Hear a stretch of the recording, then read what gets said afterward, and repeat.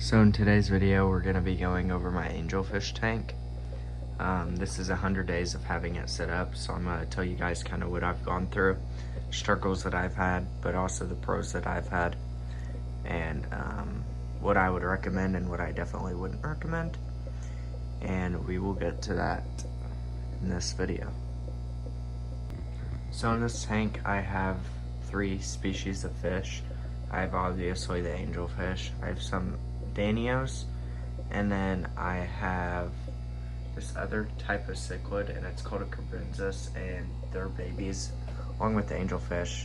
The Danios are full grown, but it is a lot cheaper to buy fish as babies and just wait it out and let them grow up and grow into the tank, which is kind of what I do. I try and save as much money as possible. Believe it or not, this whole tank costs about $200, and it's a 55 gallon. Like the plants, rocks, sand, the whole setup. First thing we're gonna go over is all these plants. I'm gonna leave a link to the website. The only ones that I didn't buy off that website are these floaters, and I got all of these. There's some more over here, and then yeah, there's some right back there. I got all those for $6, which is a pretty crazy deal. And I got them like last week because this light by Higer is like a little bit too bright and it's kind of glitching out on me. So when I hit this off button, which sometimes it doesn't even turn off, like it's not right now, but it comes back on like 2 or 3 hours later, so I have to unplug it. It's annoying. Whatever. I love Higer, but just the light is bad. I set this tank up in I think a week. I already had the angelfish in a different tank that was right here. I got my clownfish here now, but there was a 20 gallon on top of that, and I had these angelfish for about a month before I moved them. Just kind of a tank to make sure they weren't sick and gonna infect my Carbensis and Danios.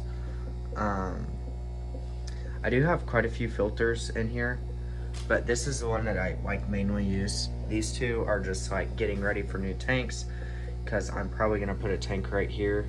That's my frog tank. Don't have anything in there right now, but I'm going to get something soon. I'm making a video on it, but obviously I can't finish it because it doesn't have the frog. And then that is my African cichlid or shell dweller tank, and I do have a video on that that's out. I'll leave a link to it in the description. So overall on this whole table, I think I've spent about $500, and I built the table. And I think the supplies were honestly free other than the polish. But next thing we're gonna go over is what I feed these guys and how often I feed them.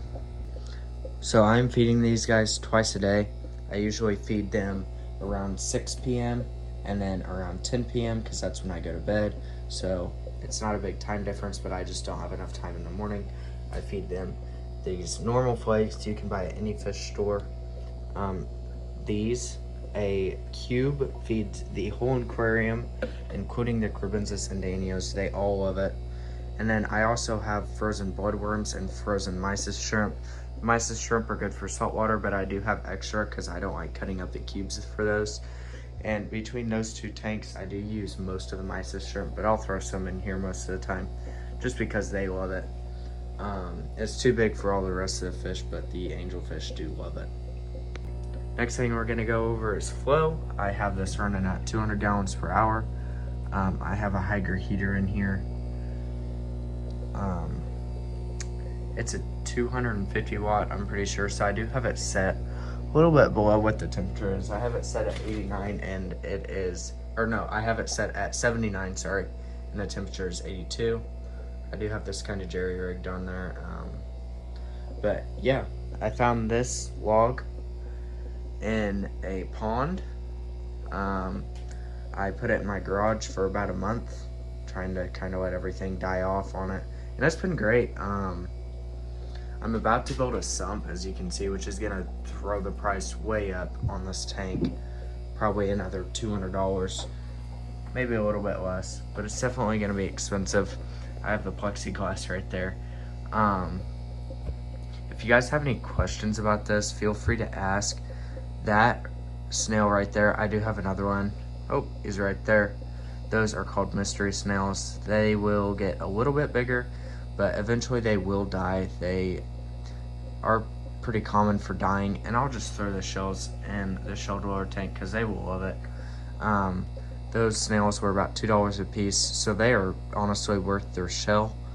A shell that size costs about $1, and I do enjoy the snails. They keep the glass clean, so you can see, but the actual tank is a little bit algae infected. That's the next thing I want to talk about. This tank has had one water change in 100 days.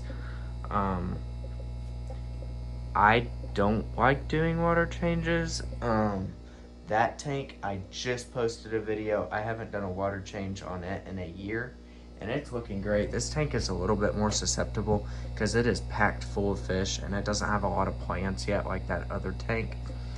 They are definitely growing it in. I think every plant in this tank is probably tripled, if not quadrupled in size. The Amazon swords, right there, and right there, have definitely tripled in size. They only had about 2 to 3 leaves when I got them. Their height hasn't gained much, but definitely the amount of leaves they have, and definitely their root systems too. I do have a turtle shell in there. Don't be confused. That is definitely not a pox turtle in my aquarium. The crebensis like caves, and that's what I gave them for their cave. Next thing we're going to talk about is this light. I would recommend buying it. It comes with a 2-year warranty, which I can always return. I just don't want to go through the hassle because if I unplug it, it's not that big of a deal. As you can see, it lights up the tank great. This is on 100%. It is a pain to turn down considering the light is broke. You have to unplug it, turn it down, and then that's how you have to do it. I think that honestly, out of this whole aquarium, I spent the most money on sand. I'm not including the price of those 2 sponge filters because I only have them in here to get ready for other tanks. That one right there is definitely very big. That one also is very small. This tank, as you can see, has a lot of scratches on it, but I also got it for $60. So silicone's good, and that's all I care about, because eventually I will upgrade to a new 55, and I will rescape it and take all these plants out and put them back in. If you guys like the scape, I can always give you tips on what I did, and tell you what I think you should do. I would always put a piece of copper if you don't plan on having shrimp in your aquarium, because that definitely reduces the amount of algae. It releases not chemicals but minerals into the water that help keep algae on the low, and it's much better than chemicals because the chemicals can affect your fish too, and the copper will not. There are studies about it, and I had copper at my house just laying around, so I decided that I was going to try it out, and it works great. It cleared up that tank, which was completely full of algae, which is the only water change I've ever done on it. It cleared it up in 2 days, which was crazy to me. And yeah, you can see that angelfish, and that angelfish are all absolutely loving this aquarium. I think this is about 4 feet up, so perfect viewing level. I wouldn't change it. Anyways, I think that's all for this tank. If you guys have any questions, please ask. I will 100% answer every comment in the comment section to my best ability. Consider subscribing for more videos like this, just short explanations what I think you guys should do. The main point of these videos is to get asked questions, and I will answer them. I do not recommend chemicals for any of your tanks. That's the main thing that I will say. And food, I wouldn't go cheap, but I also wouldn't go too expensive, because I do feel like at some point it is a waste of money. So yeah, if you guys enjoyed the video, please like and subscribe, and I will see you guys in the next one.